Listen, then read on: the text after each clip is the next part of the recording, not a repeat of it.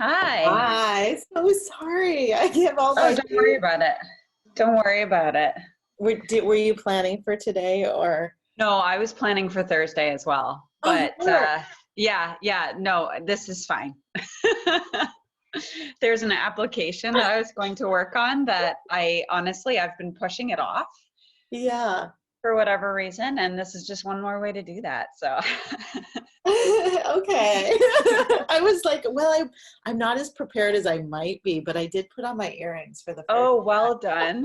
I'm on my second cup of coffee. That time. is my method of preparation. So Great, fantastic. yeah. Um, okay. Well, I know it's funny to meet for the first time this way. I kind of Yeah. thought, oh, we would meet and then maybe they will record us, but Yeah, we're in the deep end. yeah. So you're in DC, right? I'm in DC, yes. Okay. Well, I'm home now. This is my home. I'm in my dining room. And I'm in Tacoma Park, Maryland. Okay. But my studio is at the Halcyon Arts Lab building, Okay. which is in DC. Gotcha. Yeah, and I've been in DC. How long have you been there? I've just been there since September. I was in the DC art studio building before that for Hmm. about 5 years. And then it opened up that they were looking to have resident artists. They have a fantastic fellowship program. Yeah. I don't know if you've had it, if you know about it. You should check it out for sure. The Halcyon Arts Center? It's called the Halcyon Arts Lab. Oh, And that's they just changed the formatting, but it's a 5-month program okay. supporting artists. So it's great to check out. Anyway, they had space available, so they invited working artists to be in the building that would be permanent, that would rent space. So there's 3 of us that are in there. And Nice. some former fellows also have studio space. Mhm. And then the program usually has about 8 fellows, Gotcha. interdisciplinary, and mostly doing some form of social practice. Yeah. Okay. So that's how you fit in very well. Yeah. And you're in, tell me where you are again. I'm in St. Catharines, Ontario. Yeah, so I So grew up that's in Niagara about, Falls, New York. oh, right. That's So right. I read that. yeah, Yeah. Niagara Falls, New York, right? yeah, Yeah, right. Yeah, that's like a 20-minute drive for me. I'm about an hour and a half on a good day from Toronto. uh-huh, right. So yeah, I mean, it's been really good because St. Catharines is more moderate in terms of living expense, but I can still access a bigger city. So Yeah, yeah, great. yeah. And are you in your studio now, or are you at I home, am, or? hence the debris over there. Yeah. Yeah. My husband works from home, so he's upstairs, and yeah, so we both needed our own space to have our meetings, and Yes. I'm down here. Yeah, I feel really lucky to have a home studio, and especially in this context because I can still work. Yeah. And not lose my mind. So yeah. Yes, that's good. Yeah. Well, well, the studio was open. It closed April 1st once, measures were put in place that we can no longer go out. So the studio is closed. But I've been able, and I was working on I had a large commission, a triptych of my art forum tapestry pieces. Yeah. That I've been working on, and it was too big to bring home. I don't actually have enough. I mean, I have a home, but small. Yeah. So it wasn't really enough space to already bring what was in process, which it was mostly, I was in the center piece and it was just too big to bring. Yeah. But I'm able to do some other tapestry work here. I've been, I work kind of between the living room, the dining room, and my daughter is away, so in her room too. Yeah. Good. So I move around. It's it is what it is. Yeah, we do what we have to do, right? Yeah. I was pretty impressed with how broad your practice seems. Like you've got the art forum tapestries, but then you've worked with so many different materials. And that really strikes me, because for my part, I mean, my dominant material is clay. Mhm. So it's just a really interesting, different way of working, the way you move around from materials. Yeah, I know. There's always that push to just decide on one. Oh no, I wonder if that's actually a benefit to being more flexible as you are. Yeah. Um, and maybe, maybe that opens up more opportunities in that way too, right? Yeah. I mean, I think that I've always been guided really by it. So my background was initially in literature and poetry. Hmm. So I think I've always been interested in sort of materiality and the poetics of it. So it's like it's driving the conceptualness of the work, you know. It's like working between the concept that I'm wanting to talk about or express and that material connection. And I Hmm. think that it Hmm. comes from the material. Like I'm guided by the material in that way. Yeah. So it makes me to just kind of work from that position. Hmm. Hmm. So I feel like, I feel like there, I mean, I don't know, it would be interesting to think of what, do you see a connection? I know that it varies, but do you see a Right. connection between the different forms? Oh, I would say so. I think Yeah. I think fiber has quite a strong presence across your different works. Mm-hmm. Um, and I was wondering if you have more of a background in that versus other materials, actually, because it does come back quite often.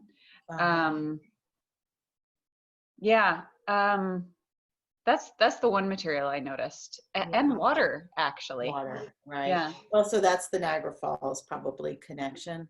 So I grew up in Niagara Falls, New York during Love Canal. In fact, Mhm. so you're familiar with what that is, obviously. Not super familiar, no, but Oh, okay. So Love Canal was sort of the first major environmental protection Superfund cleanup site. oh, okay. So it was a community that was sort of intentionally polluted Hmm. um, during the 70s, late 70s. I mean, it was a dump that was sold by Hooker Chemical to the school district for $1. I mean, I guess it's a long story, a Yeah, yeah. complicated story, but basically the community fought back because they were, experiencing, um, the fallout from that. Hmm. And Hmm. so, like, my cousins were on the first block; they were part of that first protest. So it had such a pretty big impact on me in terms of, Hmm. kind of my environmental awareness. Yeah, yeah. Um, and Okay. then, so that it's been a reoccurring theme as it in my Hmm. work in terms of water and water issues. Hmm. Hmm. Yeah. Um, you've talked about, when I was going through your website, you mentioned Zen Buddhism and the Talmud, I think, Mhm. in one particular um, installation. And then you talked about scrolls as sacred vessels. And I wonder if water also has an element of spirituality too. Absolutely. And I would say that probably more than anything, spirituality is at the heart of my work. It's been Hmm. one of those, contemplative practice in general, Hmm. but having also kind of a background growing up Catholic, Okay, I was not going a to ask, yeah. practicing Catholic, but, growing up from that perspective and then having a lot of connection with other spiritual traditions, Hmm. and that being a major interest for me. Hmm. I would Hmm. say that's probably the through line. And yeah, and I was also curious about that with your work too. I felt like I heard that in there, and I've been having a conversation with a bunch of people recently about um, revealing that and sort of the reluctancy to reveal that as part of your art practice. And Yeah, yeah. That's really interesting to me that you picked up on that because I haven't talked about it. yeah. Um, I think partly because I'm still reckoning with it a little bit. So I was raised in a pretty conservative Christian home. Mhm. Um, my mom, I think she would say she identifies as an evangelical Christian. Um, my mom and my dad are Egyptian, and so in their generation, I think the options were Muslim or Christian. And both their families had been Christian forever. But there was no option that was other than those two religions. And so as I've, continued to grow and mature, I've stepped away from organized religion. And I don't even think I've explicitly acknowledged that to my mom, which is probably no small part of, being reluctant to address it in the way I talk about my work. But you're right, it's there. I started looking at the Romantic artists from the 18th century. The way I was looking at them was as a non-religious, adogmatic way of pursuing awe, which was something I was really missing, really longing for, having stepped away from organized religion. I still craved that. I kind of like, some days I still wish I could believe in something like that. So that's how I first started looking at the Romantic artists, and then from there I started looking at some old favorites from abstract expressionism who were also looking for adogmatic senses of awe. And so that's kind of a really quick view of how I've ended up where I am right now with my work. Yeah, because you mentioned the sublime. Yeah. So, code word, right? Code words, yeah. It's interesting. So true. I've been reading this book. It's called Encountering the Spiritual in Contemporary Art. Ooh, how interesting. I'm writing that down. It's written, or it's edited by a woman named Lisa Fanning, and she was at the Nelson Atkins Museum of Art in Kansas City. You said it was Lisa. Yeah, Leesa, Fanning. Oh, interesting. Yeah, Fanning. and I think it's Yale Press, and it's a great collection of work. And I was just in Kansas City right before this all happened. All of our work changed. And I decided to contact her because someone had given me the book to look at. Yeah. And I realized it was at the Nelson Atkins that she was drawing a lot of the work from their collection. And also, so I contacted her out of the blue and I said, do you want to meet? And she did. That's so So exciting. we had a wonderful conversation about the book, but it's an interesting way. And we talked a little bit about this idea of code words that artists use. But, the reluctancy to kind of want to name it or claim it. And I think it's oftentimes people think about spirituality only in terms of religious dogma. And I think that, just curious about what you think about that range. Yeah. And your comfort level. And I've certainly talked to some other artists now who are definitely more comfortable. In fact, even in the last week, people are just willing to put it out there in a different way than I've heard in the past. Yeah. And I think you're right. I think I've noticed a reluctance to talk about specific religious dogma, but also, I don't know. I've encountered a sort of elitism around spirituality in the art world. So either it seems to be that it's looked at as dogma, or like new agey, hippie-ish, like airy fairyism or something like that. And or outsider art. Yeah. Outsider art. Yeah. And I don't know. I wonder if it's one of the last taboos in the art world, Yeah. I don't know. I would love to push back against that elitism that views the spiritual as something that's unevolved or something. Right. Um, Or anti-intellectual. yeah, Which yeah, is often absolutely. how it gets framed, Yeah, right? yeah, Even the exploration, it could be there, it could be part of your work, but let's not talk about it as your part of yeah, your work. yeah. Even if it's like mysticism, right? Mm. Well, then that means you're, crazy or something. You drank the Kool-Aid. Right. Yeah, yeah, yeah. But in this time specifically, just to, with COVID, with people being, there's also just kind of, I always think about just the general questions that it brings up. Mhm. Like, what is it to be still in this time? Yeah. Or, yeah, what is it to have an internal life Mhm. as Mhm. as we have to draw in, what are we beholding? What are we releasing? What do we Mhm. surrender to? Just Mhm. kind of the bigger general questions as a frame Yeah. that anybody could enter into. It doesn't have to even be necessarily the attraction to the spiritual, but Mhm. the idea of wanting to, have a space or time Mhm. to talk about these things. Yeah. Yeah. I mean, even in thinking about your work and this interest in awe, right? Or Mhm. the sublime, or being, in terms of an environmental context of something being larger, or that we're not the most important people on this or things Yeah. on this planet, right? To me, there's a spiritual question behind that too. Mhm. Mhm.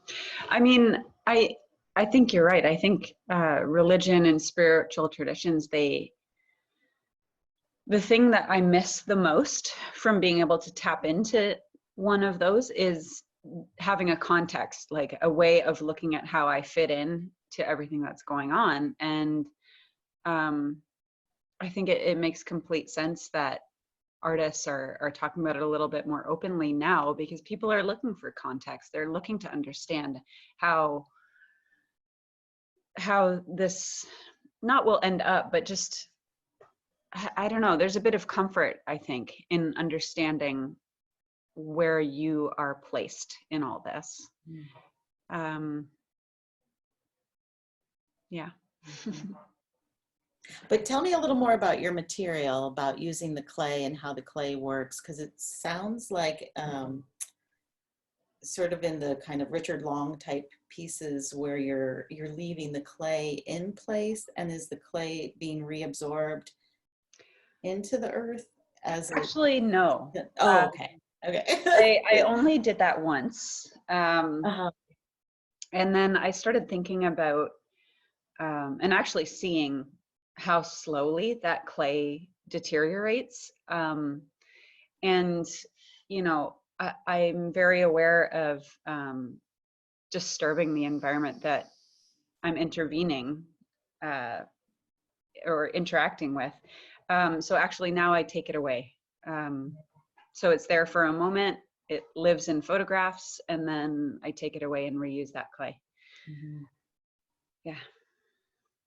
But yeah, I've been working with clay since undergrad. I took one class where I took a class in clay that was it happened to fall after classes where I was experimenting with stone and wood and metal, and the quiet responsiveness of clay just grabbed me.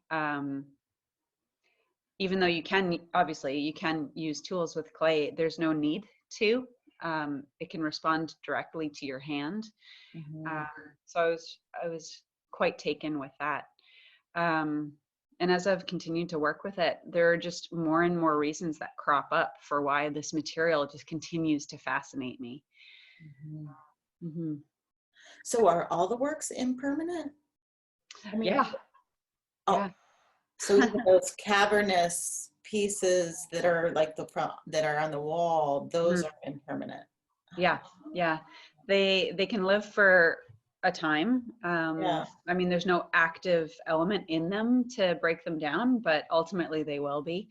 Mhm. And I've been reusing some of the same clay for 2 years now. So Oh, yeah, wow. one piece will just be broken down and turned into the next, and so on and so on. And I love the idea of the clay having a memory of those earlier pieces, and maybe it is imbued with the memory of those pieces. And I also like to think about, I mean, it's obviously not the same clay, but a few years ago I learned about a cow and bull sculpture in one of the prehistoric caves that was formed out of raw clay. And it sat there for tens of thousands of years because it's in a cave. It's not being disturbed.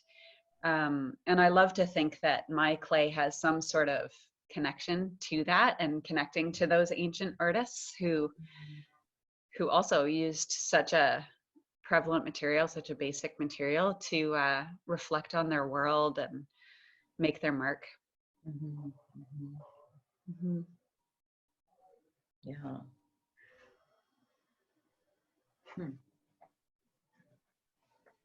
Have you been just, do you feel the connection like to your air, to like Niagara Falls, to the area around you? And also because I was thinking about, have you been to the Bruce Peninsula? No, I haven't. Oh, uh-huh. So it's still part of it's a UNESCO site. It's Okay. up north. It's probably about 4 hours from you north Mm-hmm. and it's still part of the Niagara escarpment. And it's Okay. beautiful, like just, you know, Huh. Caribbean blue water and those limestone cliffs Yeah.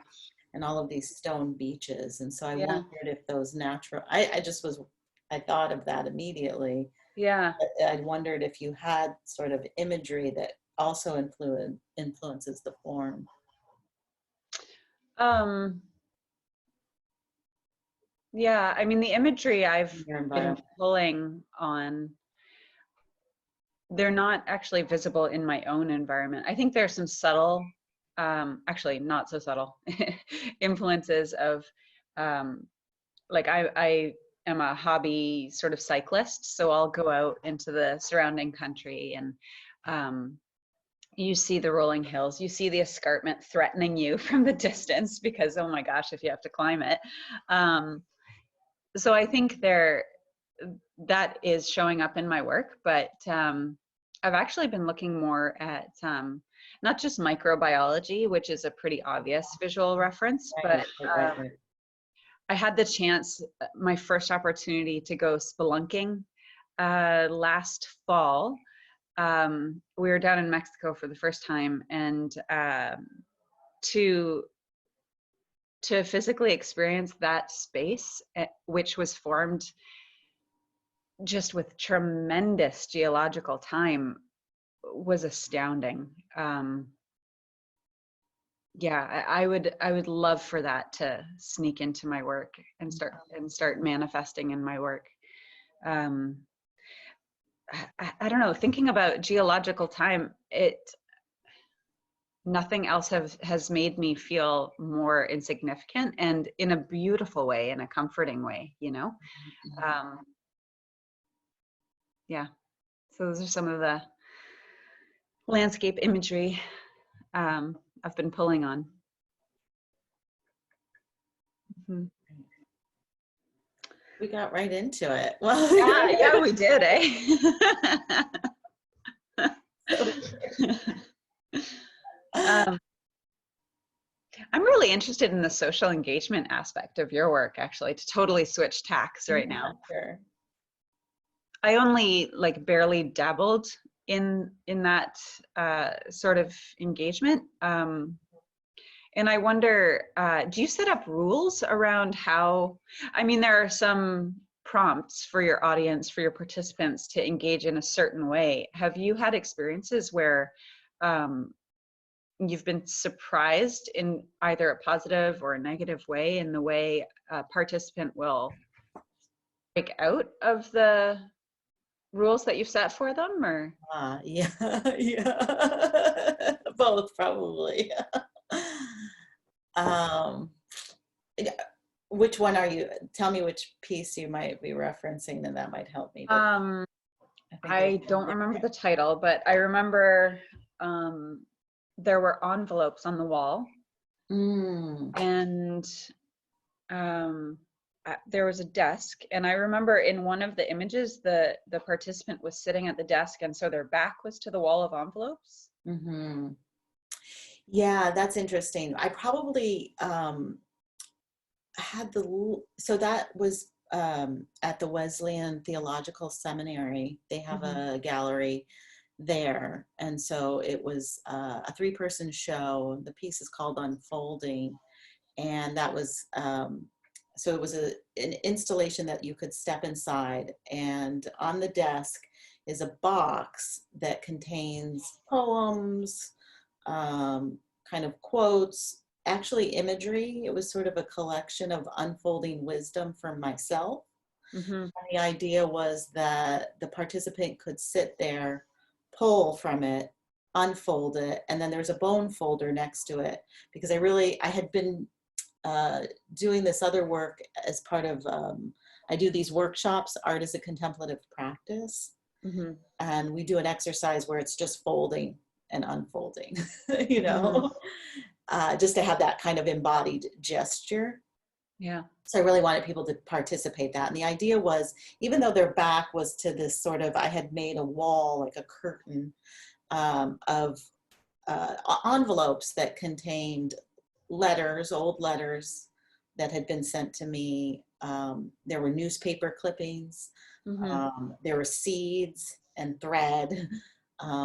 Again, getting at the ways in which kind of wisdom unfolds itself in our lives through like the objectness of it, but also in language.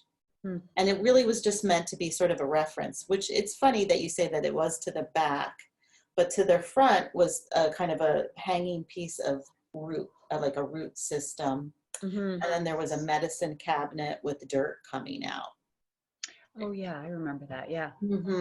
So I just wanted people to have this. I mean, the prompt was to kind of contemplate the words and the imagery and think about their own unfolding wisdom. What were the sources of wisdom? You know, what was most alive for them in the moment, and what was kind of growing and unfolding for itself. So I think that that's all the direction, really. It's never, you know, it's a fine line of not really wanting to be very didactic about it, but offering the experience to just be kind of, to be still and to think about what's coming up internally. And they could share that or they could not share that. They could come out of that experience and talk to the next person, or they could just take that home. Yeah. And it doesn't really, I don't have any knowledge of what that experience, unless someone reaches out to me to tell me that. And I'm okay, you know, that's okay. Like, yeah, I think it's both public and private. I'm really interested in like the both and of that kind of, you know, of what could come up. Perhaps it was negative, perhaps it was positive. I know that the seminary students all kind of came through, and I think they did a series of writing from it, but none of that was shared with me. That's super interesting that it was at a seminary, because as you said, you're no longer a practicing Catholic. I'm not saying, I think I used the wrong word, seminary. I mean, they're the theological students. They're mostly Methodist. Okay. Yeah. I don't know if they call it seminary or not. Yeah. Actually, but so that was incorrect on my part. Yeah, but it's still really interesting to me that you were coming in as someone who is not continuing to identify with a compatible religious dogma as what they are engaging with, what they're studying. And I think that's really interesting that they welcomed you in still. And well, the curator there, Kiki McGrath, she's also very interested in kind of this broad perspective about spirituality too in the arts. Yeah. Do you do a lot of representations, not one dogma. Yeah, not one. Yeah. Have you so you've been a practicing artist for over a decade, right? Have you found that opportunities are starting to present themselves to you now, or are you still actively seeking them out? It's been both. I have a very untraditional path. I'm not a trained artist. Mm-hmm. Like I said, my background was in poetry, Mm-hmm. literature. I had worked in the human service field. I was like a domestic violence crisis counselor, mental health. Mm-hmm. And then I sort of switched gears and I worked as an arts administrator. And I worked for a long time for Liz Lerman. Okay. She's a choreographer. She actually has been doing social practice for a really long time. I think I learned a lot from just having worked for her in an administrative role. Mm-hmm. And then I worked for the Clarice Smith Performing Arts Center. This was all performance-based work. Mm-hmm. But during that time, I started to do visual work. Mm-hmm. Not like probably around 2003, I got more serious about doing visual work. Mm-hmm. And I didn't start showing until 2007. And it sort of came out of, I had other friends who were artists and they started saying, hey, why don't you show this work with us? Yeah. You know, so it came about like that. And then I started to apply for things. Mm-hmm. As I think my confidence grew, I started to apply. And, you know, I had support and help of other artists that were encouraging me and that were educating me. Plus, I live in Washington, D.C., so Yeah. I attended lectures. I went to the gallery to draw. You know, I was certainly educating myself or, you know, through the support of other artists. Mm-hmm. And it's still a combination of, you know, people reaching out to me, but also applying and trying to find my way. Mm-hmm. So it's, yeah, definitely not a traditional path, obviously not connected in certain ways, but Yeah. I can't really, I'd also say I've been fortunate having not gone to grad, you know, sometimes I've thought about, should I go to grad school and should I see, and there would be things that I would gain, I'm for sure, by doing that. But in the end, I just keep making the work. Like I could, Yeah. yeah, I just make my work. And then I have to try to trust it finds the right audience at the right moment and the right time. Mm-hmm. But yeah, it's always complicated. What about you in terms of? Yeah, I'm still trying to figure it out. So I finished undergrad in 2003 and was sort of puttering about in the studio and didn't really start showing until 2008. And at that time I was making figurative work, figurative ceramics. And I was able to keep pushing my practice forward for about 8 years before I felt that I had hit a wall and I didn't know how to push past that wall. And that's when I decided to go back to grad school, which opened up new paths of research for me, which I think will be feeding me for quite a long time now. But I think the idea of, you know, you have to go to grad school because that's the path now. That's how we've professionalized art. I think bears quite a bit of critical regard. I mean, for me, grad school was key to, like I said, opening up new paths of research and just exposing myself to information at a pace and intensity that would have taken me, I mean, maybe I would have ended up where I am right now, but it would have taken years. And I mean, another thing I'm reckoning with is the other accepted path is you go and you try and find opportunities to teach at the post-secondary level. So I mean, I'm still very interested in those opportunities, but it becomes difficult when, you know, I'm not operating alone. You know, I'm considering my husband's work and his happiness as well. Yeah, so that sort of accepted path of how to become a professional artist, I think there are a lot of holes that can be poked in it. Yeah, in terms of finding opportunities, it's starting to happen where people are reaching out to me, which is super exciting. It's a new experience, but yeah, I try to apply to all sorts of things, sending out proposals to this, that, and the other, which is how I got connected to the IA&A. Yeah, yeah, it's a funny thing, you know, like it's both a wonderful thing and a frustrating thing that there's no set way to move forward. There aren't steps you follow. You just sort of flail about and hope things work out, you know. Yeah, absolutely. I would have never. But at least everybody's flailing, so that's good.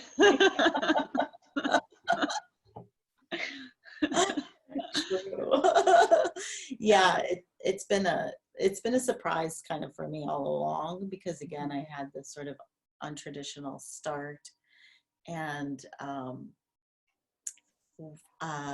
in 2014, I had applied for a grant and to do the large canoe piece, in your water. And so I got grant money to get a studio, and I had just stopped working.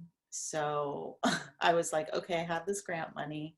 I was sort of transitioning with work, and I'm gonna just focus on just doing this piece and being in a studio. And I thought, well, so I do have my husband, so I don't have to pay for my housing, or I don't contribute, but even that there, I have had that same phrase in my head. Sorry to cut you off, no. But like, I think the idea of I don't contribute being solely based in financial terms right. is like, I struggle with it too, right? But I think it's bullshit. Well, we only say that I say don't contribute because I'm also conscious of artists who are having to, they're supporting themselves completely. Yeah, and I do for understand. full transparency's sake, it's true. Like I'm financially, not you're not to worry about my home, my housing, and my food. Same. Which is something that a lot of artists have to worry about in terms of being a professional artist. And so, but the thing was, I had children I have 2 children, and my daughter was in college at the time, and my son was coming up in high school. And so to do this seemed a little crazy, but I did it, and it was the first time I had a studio that was outside of my home. And it was a game changer for me. To have that just really changed my practice quite a lot. And once I was in, I was like, I have to make this work. Like, which I knew could not happen from sort of, let's just say, my family pool of money and resources. It couldn't happen from that. I had to be completely independent. It meant being, a little more out there about selling work. I felt like, first of all, my work wasn't the type of work that necessarily was sellable. So that was also challenging. And then, and applying for more things and trying to just, be present to that. Is there a way that I could make this work? Could I pay for my studio, and could I pay for all of my supplies? So since that time, I've been able to do that, which for me was extraordinary, just to say. And granted that some of that came from art making. I had also been doing these workshops, which helped to support my practice. And then at one point I walked dogs. My son had a dog walking business that he had started as a teenager, and he had saved his money to buy himself a car, and he didn't want to do it anymore. And I was like, you know what? I could walk those dogs one day a week, and I wouldn't have to cry if I didn't get if I didn't get a grant, or if I didn't, sell some piece of work. I didn't have to be beholden Mm-hmm. to having to do it in all the traditional ways. Yeah, yeah, So, absolutely. and then fortunately it fed itself too. So I was able to get different things as my practice grew, Mm-hmm. Mm-hmm. which has been just a surprise. And last year at this time, I was supposed to have a solo show, and I had certain things happen in my family, and then I couldn't do it. Mm-hmm. And I was at this place where I thought, I didn't have the business, the dog walk, so certain things didn't happen, and other things came up, like Yeah, Halcyon Arts Lab. I ended up being offered there. I ended up yeah. getting a commissioned work. So Hmm. it's just interesting to see how it can also unfold in its own way. Yeah. But but it is a balancing act of being active and sort of looking for things. But then trusting that things will sort of fall where they will. Yeah. Yeah. And I think even with all of this happening right now, it's asking the question again. Like, I have been really, like, the studio practice is a game changer for me, just to have the sort of the space and the Mm-hmm. privacy, and to be able to see my work in one space in Mm-hmm. that way is, certainly different than what happens at home. Yes. But in being home, I think, can I still remain flexible? And what does that mean for my work? And is there other ways of working? I work small, or maybe it's more concept. I'm always trying to think about, what can I make do with? Yeah. I mean, that's sort of, even I think at the heart of my material issue, it's like, how can I make something out of nothing? Yeah. Right? The Art Forum magazine, it's something I have, or receipts, or, it's like, can I make something out of anything? Mm-hmm. Can Mm-hmm. I remain flexible? Yeah. I don't know. So I guess that's where I'm thinking. I don't know where it's leading, because, after this is over, there may be less opportunity available. Yeah. Well, and even of course, by necessity, a lot of shows have moved online. And I organized a show that was supposed to be in Richmond at the end of June. And I reached out to the gallery asking, what are we going to do? And they offered two choices. One, carry on as planned, but online only. Mm. And the other being defer. And so I reached out to the other artists, and we had a brief exchange over email. And we ultimately decided that all of our work is so heavily based in material and so reliant on that physical experience of the material in space, that we decided to defer. Mm. And I wonder about what will be coming down the line, because I think there are a lot of positives to what we've been forced to do. I mean, looking at the environmental effects of us all just stopping, Right. glorious. It would be tragic if we didn't take a lesson from that, right? Right. But I was listening to Momus, the podcast, which it's run out of, I think, Toronto. Mm. And it's a really good podcast. It's very What is it? lovely. Is it out of the AGO? No, it's completely independent. It's Oh. so it's MOSUS. And it's they focus on bringing real thought and care to art criticism. And so I was listening to a podcast, or sorry, an episode where they were interviewing, oh shoot, I forget her name, but she is the curator at the Tate, I think. Oh, I love Fran. Tate Yeah. Modern, sorry. Yeah.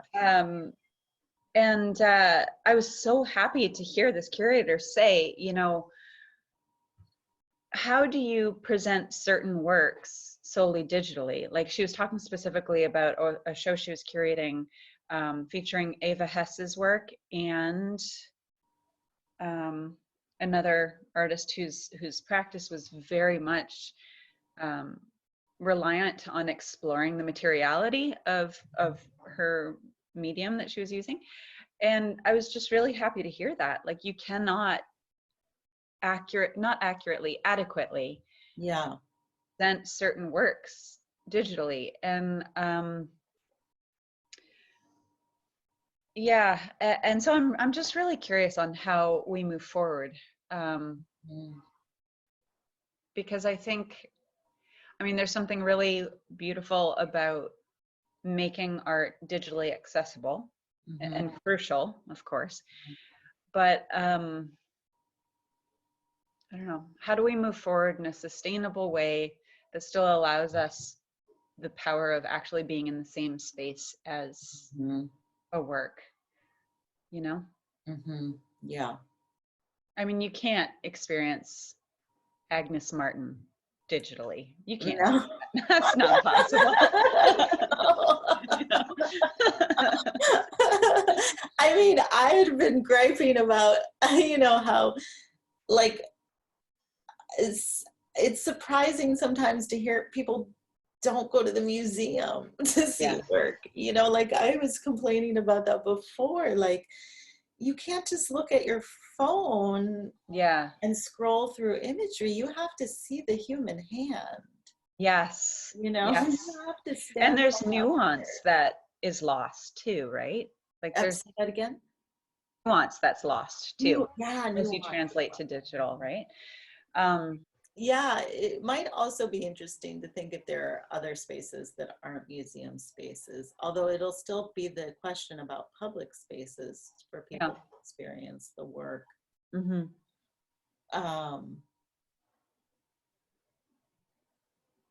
I don't know, it makes me think about, which you might like this art. I can't think of his name right now. You know that artist? He was from the 70s and he did these little clay. Who is that? I can't think. Charles Simmons. Yes. Yeah. Yeah, where it's like somebody, you made sort of a small clay museum that's, yeah. And like sometimes on his body, which is just so cool and weird. Yeah, I liked it. I like his work. But having, like on your wall, I mean, people, as we're able to walk or be in the street, you were to come on something like that. Yeah, it's true. I mean, I could be tougher about this, but honestly, I just don't want to go out in the cold.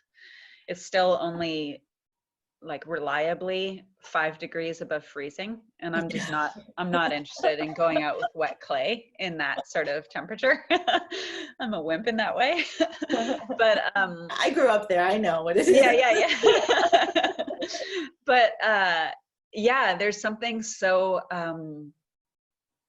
potentially not revolutionary, that's not the word I'm looking for. There's a posture of resistance to some of the land art. I mean, there's some of those land artists relied on, incredible funding, incredible privilege, and like that carries through in their work. Like, am I gonna get to go see Walter de Maria's Kilometer buried in the earth? Maybe not. But I mean, I think there's still something so incredibly not approachable, but accessible in that realm of work, if it's depending on how it's done, right? Like, I could just drive 5-10 minutes out into the countryside, and that is accessible to all sorts of people, and do an intervention when it gets warmer.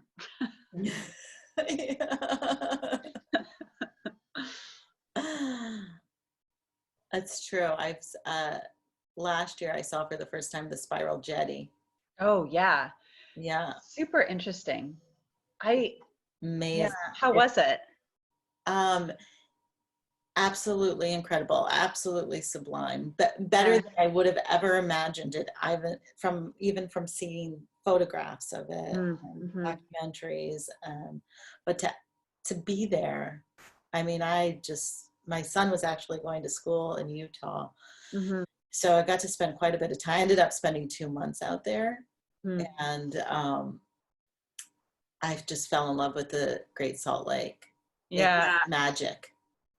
There are so many beautiful, mystical, magical experiences that are part of, again, like you know, we were saying, like there's only so much you can get digitally by that documentation. Mm-hmm. But to be there, to be in that space, to experience what it is to be in that air and to feel the land, and it is sublime. It's awe-inspiring. It totally changed the way that I looked at that work and experienced that work and understand that work, I'm even, super you know, curious. from the perspective of geological time. And Yeah. I'm super curious about that work. And you know, what would change in my perspective on it. Mhm. I mean, one thing that I love about Richard Long's work is it's not invasive. Mhm. You know, he's using what is there, rocks and twigs and such. And the scale is of his body. You know, he's not recruiting how many bulldozers to just carve out a scar in the earth, you know. So yeah, I'd be so interested once we can become outside people again to actually be able to experience Smithson's spiral jetty and see if I would change my opinion. Mhm. On it. Oh, there's still that opinion. Yeah.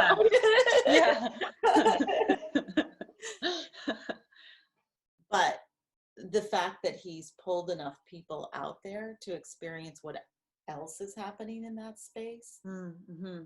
to invite them into that space to interact in a different way, that is its own sort of beauty and mystical experience.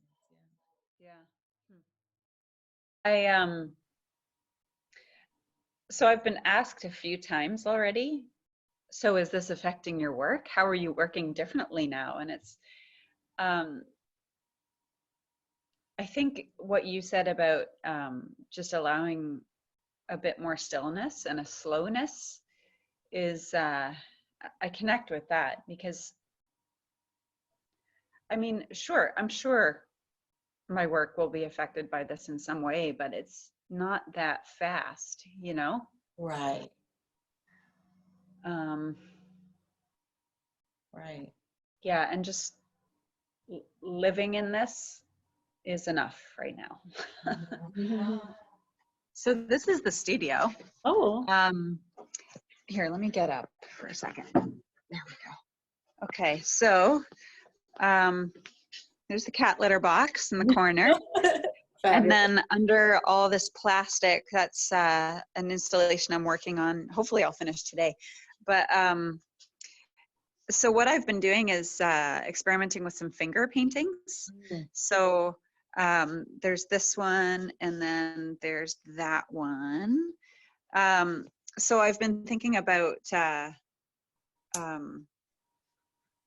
cave painting and the hand silhouettes that were made on those walls, and thinking about art making as, at its most basic level, an assertion of existing in a moment. So I thought, how could I translate that? How could I leave a mark of my existence, which is simultaneously like incredibly specific to me and the body I live in, but also quite anonymous, especially as the fingerprints start to obscure each other with the repeated act of asserting my presence in that very individualized way. There's an obscuring that happens, right? So yeah, it's a new series and I'm super interested to keep following it. I ordered a roll of paper that is, I don't even know how many feet long, but I'm really interested in the idea of how do I visualize the millennia of people that have gone before me, and like asking the question, like, can my fingerprint stand in for each individual human being who has gone before me? And so what does that look like in terms of tracking time on a long scroll of paper. How could I Ah. visualize that? So that's coming. Ah. Yeah. Do you think of individual people while you're pressing your finger into making that mark? No, no, No. not specific people, Mm-hmm. but I do think of each as an individual, though, if that makes sense. Yeah, absolutely. I mean, I think that like in my mending, the needles, I think of those as people. Mm-hmm. Mm-hmm. So I definitely, yeah. Yeah. Yeah, I'm super excited to get the scroll of paper out. That's the next after I finish the installation that's under plastic. And what are you using for your material for the mark making? At first, my first couple of experiments was just gouache, but I started thinking about, like, I knew that I was really interested in how those prehistoric artists used the materials that were provided to them by the earth. So then I started shifting over to using naturally occurring oxides. So I dug up some soil from my garden, ground it down, and it was very clayish. So then based on that, I started looking at my raw materials from my ceramic practice, and I've started using oxides that are usually put into glazes, and yeah, so I'm experimenting around with more naturally occurring pigments, like earth and oxides, and Yeah, yeah, yeah. Oh, I like it. yeah, Great. yeah, I'm excited.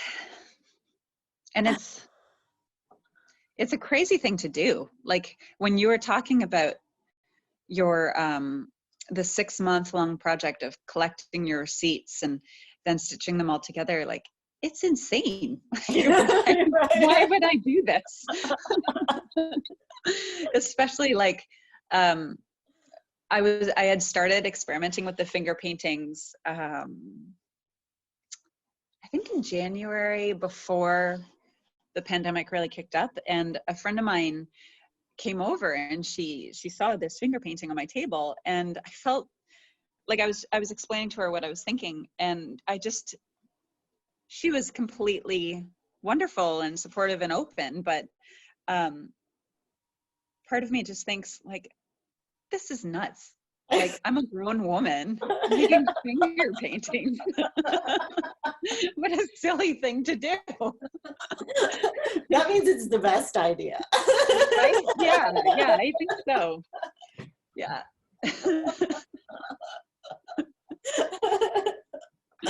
Yeah. Oh, I can't tell you how many times I've had that thought. Yeah. Yeah. Yeah. Mm. But also beautiful too. I mean, the fingerprint, as a mark anyway, I was thinking, it's so individual and yet so universal at the same Yeah. time, which is Yeah. always such a beautiful balance. In fact, well, I come to Niagara Falls because my parents still live there. Yeah. Yeah, so maybe we could have an in-person studio visit sometime. That would be lovely. I would love that. And would be happy to have you in DC anytime as Oh, well. that's wonderful. Sounds like, wait, so did you go to VCU or? I did. Yeah. That's your connection to Richmond? Yeah. Yeah. Yeah. Ah, nice.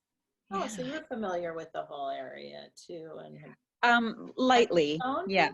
in DC or? Well, actually, technically, yes. So I applied to the IA&A call for proposals, and they picked me up. So I had a couple of drawings in a show with them. When was that? In February, is that right? I think this, like, just a couple of months ago. And then I'll be having a show with them next March in 2021. So. Oh, great. Oh, so you'll be here then. Yeah, exactly. Nice. Well, we could continue to visit. Yeah, I would love that. I would love that very much. Yeah. It's well, nice to hear, yeah. Definitely. Yeah. Well, keep well. Yes, you too. And hopefully we get to meet in real life someday. Yeah, sounds great. Take care. You too. Bye-bye. Bye.